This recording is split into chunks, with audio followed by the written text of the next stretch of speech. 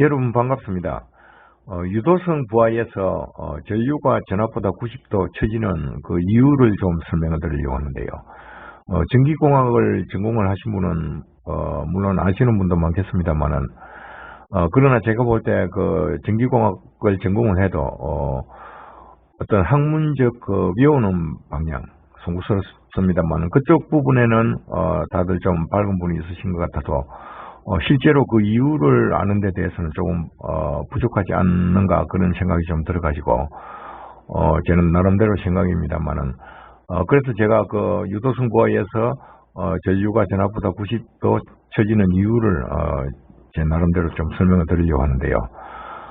우리가 흔히 전기공학을 공부하다 보면은 제가 오른쪽 하기 그리는 이런 식으로 무효전력, 유효전력, 필살전력 이런 식으로 주로 많이 공부를 하죠. 그리고 좀 더 이제 이 공식적으로는 이렇게도 공부하고 여기다 또 이제 좀 더 난해하게 들어가면은 여기다 그 삼각함수 들어가고 벡터 들어가고 이러한 방식으로 공부를 주로 합니다.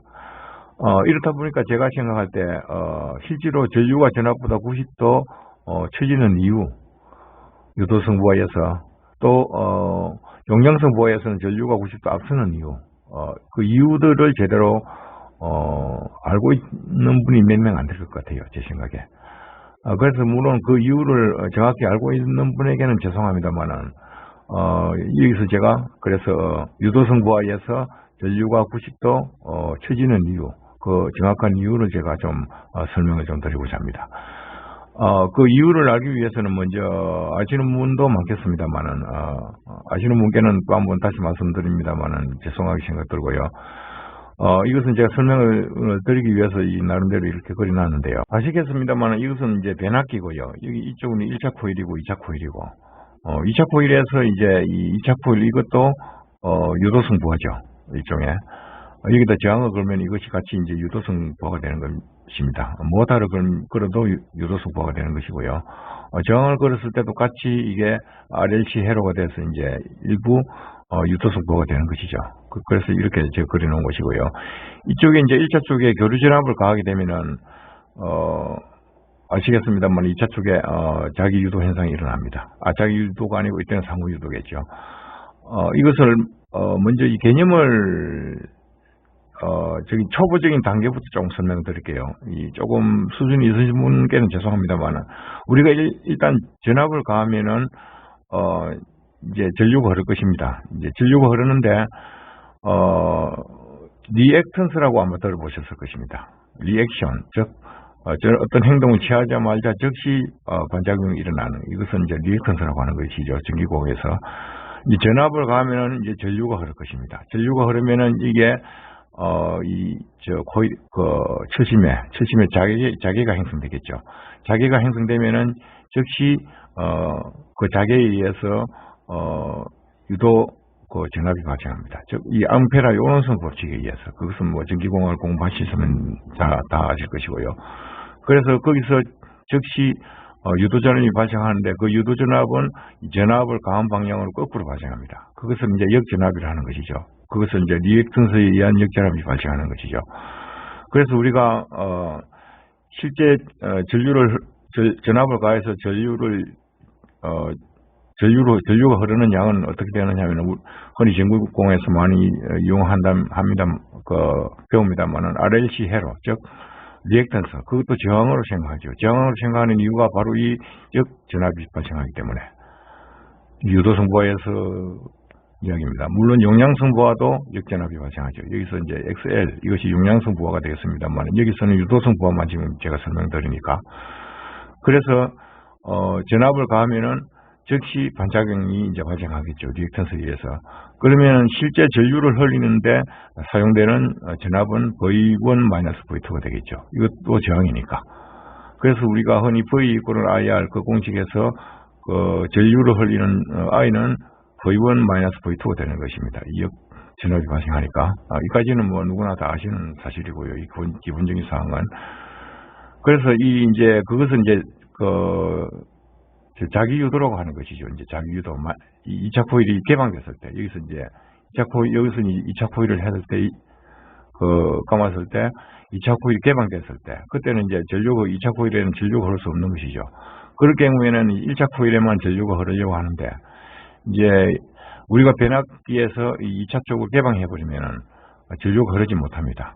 그 전류가 흐르지 못하는 이유가 바로 V1 있고는 V2 거의 같아져 버리기 때문에 전압이 흐르지 못하는 것이죠. 그리고 우리가 전기기기에서 흔히 2차 쪽은 사용하지 않아도 1차 쪽은 대부분 가압되어 있는 것입니다. 그러니까 V1-V2의 그 아주 약 3-4%의 그 미소 전류 이 V1 있고는 V2 같을 수가 없으니까 완전히 같다면은 물론 전류가 하나도 안 흐르겠죠. 그런데 이제 조금 V1이 크니까 미소 한 3 내지 4%의 전류가 흐르는 것이죠. 그래서 이제 전기기기는 이제 코드를 빼놔버려야 이 미소 전류가 흐르지 않는 것이죠. 그래서 이제 이것을 이제 1차 쪽을 개방해버리면 자기 유도 현상에 의해서 이제 전류가 흐르지 않는 그런 현상이 일어나는 것이고요. 자기 유도라고 하는 것은 이제 어떤 관성적인 그런 물리적인 성분이라고 이해를 하시면 되겠습니다. 어떤 움직이지 않으려고 하는 그런 이제 그러니까 전류가 이역 전압에 의해서 암페라의 오른손 법칙에 의해서 이렇게 전류를 흘리면은 역계자가 발생하는 것이죠. 그 계자에 의해서 계자는 다시 코일의 전압을 유도합니다. 그 전압은 방향이 반대로 하는 것이죠. 원래 가한 전압과. 그러니까 전류가 흐르지 못하는 것이고요. 상호 유도에서 대부분. 그 다음에 2차 쪽을 만약에 접지를 이제 온을 시켰다. 그러면 온을 시키면은 1차 쪽에서 가한 전압에 의해서 흐르는 전류에 의해서 생기는 그 계자. 그 계자의 반대 방향으로 이제 이 흐르는 전류는 이제 자기를 형성시켜요. 그러면 이 1차 쪽에 자기 유도 현상에서 발생됐던 이 역전압 값이 1차 쪽에 작아져 버리겠죠. 그러면 이제 전류가 1차 쪽에도 흐르는 겁니다. 이제 서로 선이 연결되지 않아도 이제 흐르는 것이죠. 그러면 이제 2차 쪽에서 1차 쪽에서 형성하는 그 계자를 소모를 해버리는 것이죠. 자기를. 그러니까 이제 2차 쪽에 전류가 흐르는 것이고요. 지금까지는 이제 이런 기본적인 설명 사항이고요. 이제 좀 본격적으로 이제 유도승부에서 전류가 전압보다 90도 처지는 그 이유를 제가 좀 상세히 지금부터 설명드리려고 합니다. 설명드리기 전에 이 자기 유도와 상호 유도의 개념을 다시 한번 더 잠깐 설명을 더 드린다면요. 아까 설명드렸다시피 2차 쪽을 개방해버리면 1차 쪽은 이제 자기 유도가 형성이 되는 것이죠. 그리고 2차 쪽을 온하면은 이제 상호 유도가 되는데 이제 상호 유도가 되면은 역계자를 발생해서 1차 쪽에 이 자계를 이제 감소시켜 버리겠죠. 감소시켜 버리면은 역전압 발생이 작아지는 것입니다. 그래서 전류가 1차 쪽에 많이 흐르게 되는 것이고요. 그러니까 결론적으로 1차 쪽은 자기 유도, 2차 쪽은 상호 유도 이렇게 이해를 하시면 되겠습니다. 좀 이 전기공학책에는 그런 내용이 안 나옵니다만 이제 쉽게 이해하기 위해서요. 그렇게 생각을 하시면 되고요. 이제 여기서 이제 90도 처지는 이유로 이제 지금부터 좀 설명을 드린다면은 여기 그려놓은 이 그림이 제가 이 까만색 그림 이것이 1차 쪽 전압입니다. 여기 V1 1차 쪽 전압이고 요 보라색 부분 이 부분이 역전압이 되겠습니다. 아까 설명드린 역전압. 그리고 이 붉은색 부분은 전압과 역전압 간의 차이에 의해서 흐르는 전류 그것이 이제 이 I1 붉은색 이 색이 되겠습니다. 근데 이제 아까 말씀드린 대로 여기서 이제 V1의 전압을 이제 교류 전압을 가하게 되면은 물론 직류 전압에서는 이런 현상이 없는 것이죠. 직류에서는. 그래서 제가 아까 이 관성이라는 설명을 좀 드릴 것이고요. 교류는 전압이 커졌다 작아졌다 하고 방향도 항상 반대가 되고 하니까 이제 이런 현상이 일어나는 것인데요. 이제 처음에 전압을 가하게 되면은 교류 전압을 가하게 되면은 전압이 이제 점점 커졌다가 작아졌다가 여기는 방향이 반대 방향으로 커졌다가 다시 줄었다가 다시 반대 방향으로 커지고 이런 식으로 이제 사이클을 형성해 가는 것이죠. 근데 이제 그에 따라서 이제 원래는 만약에 예를 들어서 이 V2 이 역전압이 완전히 없다고 생각하면은 마찬가지로 전류도 이렇게 똑같이 흐르겠죠. 전류도 마치 직류에서와 마찬가지로요. 그러면은 가한 전압과 똑같은 크기와 방향으로 흐르는 것입니다. 근데 이제 교류에서 V2 바로 역전압이 역전압이 발생하니까 이 역전압은 이 과한 전압과 반대 방향으로 항상 발생하니까 이제 지금 여기서 제 그림을 이렇게 이해를 쉽게 하기 위해서 지금 그렇게 이렇게 그려놨습니다. 사실은 이 그림이 이제 제가 좀 잘못 그렸는데 이쪽으로 돼야 되겠죠. 방향이 반대니까. 그것을 좀 이해를 해주시고요. 이 차를 나타내기 위해서 제가 이제 이렇게 그려놓은 것이니까. 아무튼 이쪽은 반대이지만은 이제 차를 나타내기 위해서 그렇게 그려놓은 것이고요. 그러니까 이 전류는 흐르는 전류는 이 과한 전압과 역전압 차이에 의한 전류가 흐르는 것입니다. 그리고 만약에 여기서 차가 크면은 전류가 많이 흐르겠죠. 그리고 요 윗부분은 차가 좀 작으니까 전류가 작게 흐르겠죠. 근데 이제 이것을 설명하기 전에 왜 전압이 이게 커지는데도 전류가 작게 흐르는가, 역전압이 이제 크게 발생하는가, 그 부분을 이해를 하셔야 되는데요. 그 부분을 설명드리기 위해서 아까 여기 제가 미리 1차 쪽을 개방한 자기주도 현상을 설명드린 것입니다. 지금 생각해 보시면 아실 것입니다. 그러니까 전압이 커지면은 자기주도 현상에 의해서 마치 2차 쪽을 개방해 버린 것처럼 역전압이 크게 발생해 버린다는 것이죠. 그러면 전류가 거의 흐르지 않는 것이죠. 즉 차전압이 작아지는 것입니다. 그러니까 사이클을 타임에서 이제 이쪽으로 내려가면 다시 차전압이 커지니까 전류가 많이 흐르게 되는 것이고요. 그리고 결과적으로 보면은 이 차의 전압이라는 것은 90도 부분에서 제일 작고 90도가 내려갈수록 차전압은 커지고, 그러니까 전류는 그 반대적으로 흐르게 되는, 차전압이 커야만이 전류가 흐르는 것이니까.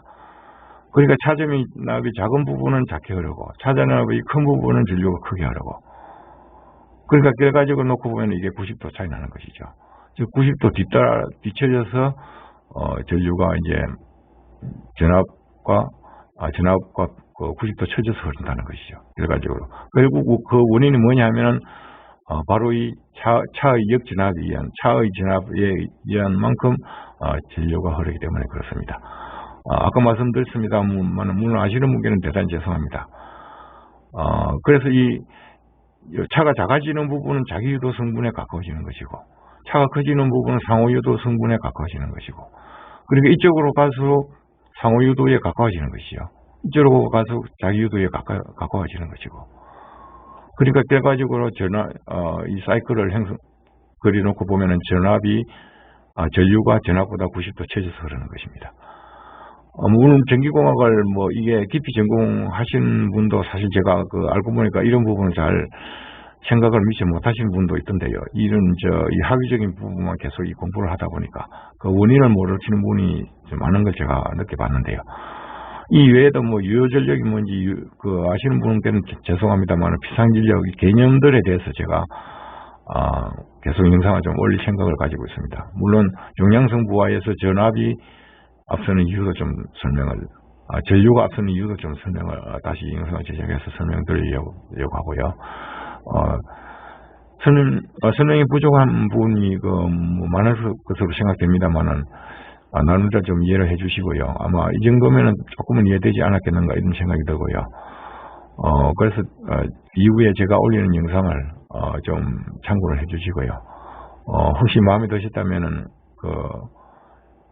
다른데 좀 옮기기도 해주시고 추천도 좀 해주시고 그렇게 해주신다면 너무 감사하겠습니다. 설명이 부족한 점이 많을 것입니다만은 끝까지 들어주셔서 대단히 감사드립니다.